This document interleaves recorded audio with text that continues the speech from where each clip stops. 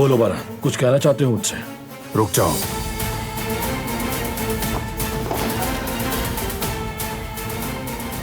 अब सब कुछ शुरू से बताओ मुझे। बताने को कुछ नहीं है। तुम बताओ गुल, कब से चल रहा है ये मामला? अब बिल्कुल नहीं है। जब मंगनी होने वाली थी तब तक था। क्या मतलब है? तुमने इस लड़की को बीच रास्ते में छोड़ दिया?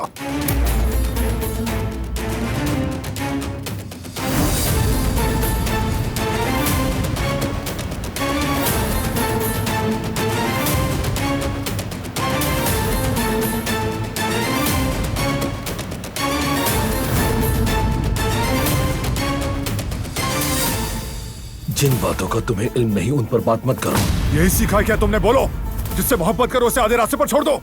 क्या यही मर्दानगी है फराद? बारान भाई, इसे छोड़ दे।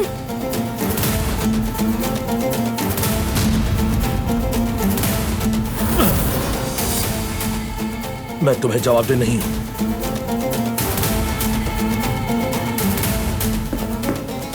मुझे इजाजत दीजिए।